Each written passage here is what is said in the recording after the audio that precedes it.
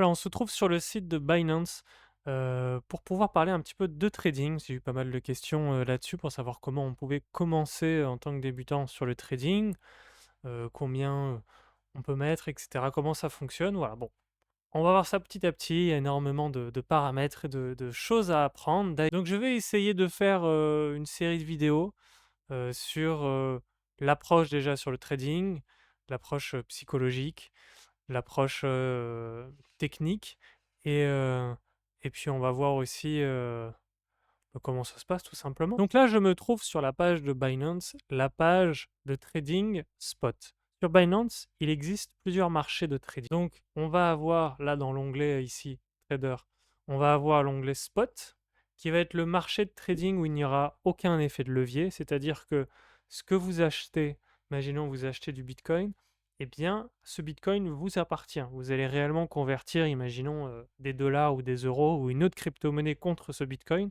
Ce Bitcoin vous appartiendra.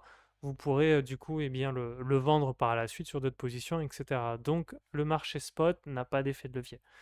Le marché qui se trouve juste en dessous, c'est le marché sur marge. Ça veut dire que là, d'ailleurs, c'est marqué ici, maximiser vos gains avec un effet de levier.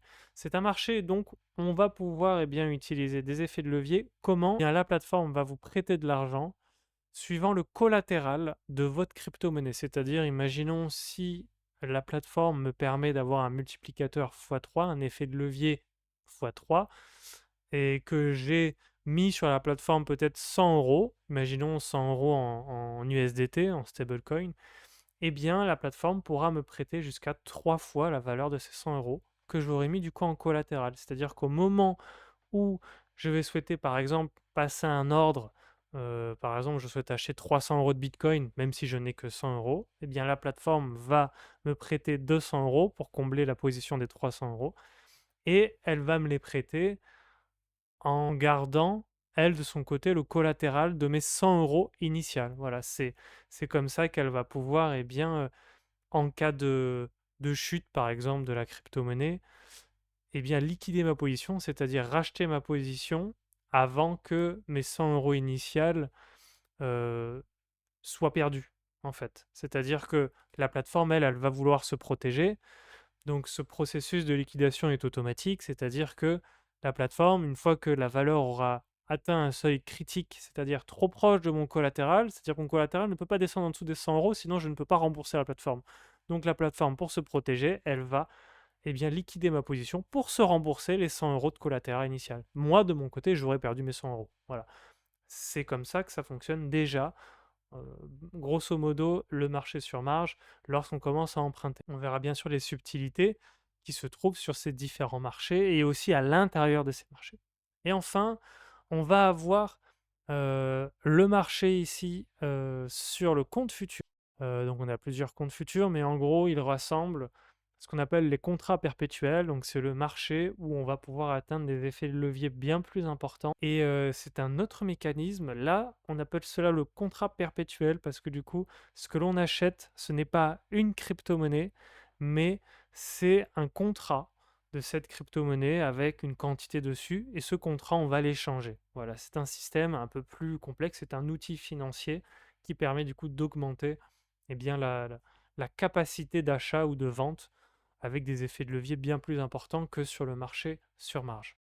Voilà, déjà ça, c'est intéressant de faire ce premier petit tour des marchés. Donc nous, on va commencer eh bien, sur le marché spot où on revient avec l'idée, ben, on va pouvoir du coup tout simplement acheter bas pour revendre plus haut, si on souhaite du coup partir dans ce sens-là, parce que le marché spot, c'est tout ce que l'on peut faire. On ne peut pas shorter le marché. Pour ceux qui connaissent, shorter le marché, ça voudrait dire en fait de vendre plus haut pour racheter plus bas. C'est à l'envers, c'est-à-dire qu'on va parier à la baisse. Et ça, on ne peut le faire que si on peut emprunter. Et donc, on ne peut le faire que sur le marché sur marge. Là, en spot, du coup, ce qu'on va pouvoir faire, c'est le début du trading. C'est-à-dire, voilà, je souhaite eh bien, acheter la crypto-monnaie le plus bas possible pour la revendre la plus chère possible et me faire un bénéfice, une plus-value. Donc, on parlait dans les précédentes vidéos pourquoi le marché des crypto-monnaies avait cet engouement, on va dire, sur le trading, que l'on soit débutant ou autre. Pourquoi comparé à la bourse traditionnelle, il y a en fait un avantage en crypto-monnaie, eh bien, c'est le fait que les crypto-monnaies sont extrêmement volatiles. Il est rare de se retrouver sur la bourse classique avec des, variations de prix journalières énormes.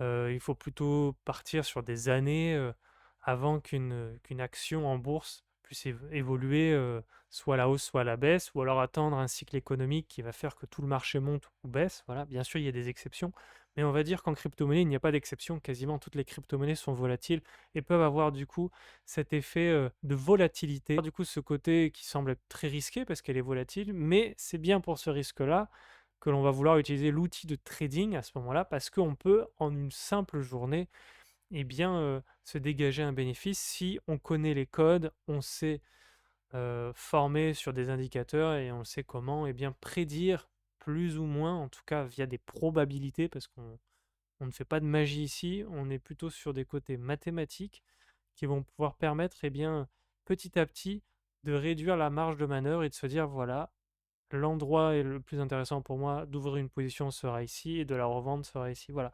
On ne se lance pas comme ça tête baissée en disant je vais acheter du Bitcoin et puis on verra bien. Pourquoi pas? Mais encore une fois, la règle d'or, c'est pas apprendre comment gagner, mais c'est apprendre comment perdre. Surtout combien vous allez vouloir vous permettre de perdre. Alors non pas sur le capital total, imaginons que vous avez 1 000 euros, donc ces 1 000 euros, vous devez en tout cas vous dire que c'est 1 000 euros que vous allez pouvoir perdre, que vous allez, eh bien, devoir apprendre à gérer cette perte-là, ces 1 000 euros. Mais si par exemple vous décidez quand même d'investir 1 000 euros, mais que vous n'avez pas envie de les perdre, ces 1 000 euros, eh bien vous allez faire ce qu'on appelle une gestion de risque via un plan de trading dans lequel vous allez décider, eh bien, sur chaque position, vous allez vous dire, eh bien, sur cette position-là, je vais me permettre de perdre peut-être que 5 ou 10 euros par ouverture de position, par tentative. Parce que là où, quand on rentre en trading, et quand on va le voir après lorsqu'on parlera des ordres, eh bien, pour rentrer dans une position, on peut voir que c'est pas toujours si facile. Ça va dépendre, encore une fois, des ordres, mais vous allez voir que, en fait, rentrer dans une position, des fois, on peut y rentrer et se faire éjecter. Parce que peut-être on a une liquidation, peut-être que on avait mis une gestion de risque qui était trop proche et on s'est fait liquider ou on a annulé la vente, etc. Vous allez voir qu'il y a beaucoup de petites choses qui font qu'en fait, c'est pas si simple que ça de simplement se dire j'achète et je revends. En tout cas, lorsqu'on veut faire une gestion de risque. Parce que on ne va pas, eh bien, aller au-delà de ces, encore une fois, si je reprends l'exemple des 1 000 euros, on ne veut pas perdre ces 1 000 euros, on ne veut pas perdre d'argent, c'est le but du trading, on ne veut pas en perdre.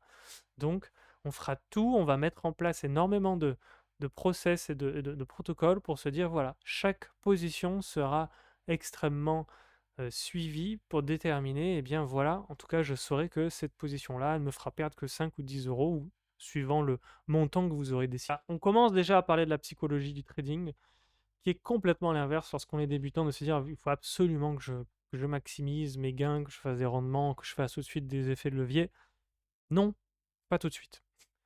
Attendons d'abord d'en voir un petit peu plus, de comprendre le fonctionnement et puis de réussir à y voir plus clair et de se protéger. Voilà, le but n'est pas de perdre son argent, on n'est pas au casino, ce n'est pas du hasard. On va éviter dans le trading en tout cas de se diriger vers le hasard. C'est même tout l'inverse. On va codifier et faire en sorte que on va choisir des plans de trading, on va les suivre, on va même décider peut-être d'arrêter de les suivre parce qu'ils seront erronés suivant l'avancement du marché et on retestera, etc. C'est beaucoup en fait d'opportunités, c'est beaucoup, eh bien, de persévérance, jusque enfin une position fonctionne. Et une fois que la position sera obtenue, eh bien, il faudra savoir la tenir, cette position, dans le temps, savoir quand est-ce qu'on veut vendre, par palier, etc. Et enfin, il faudra la vendre, cette position.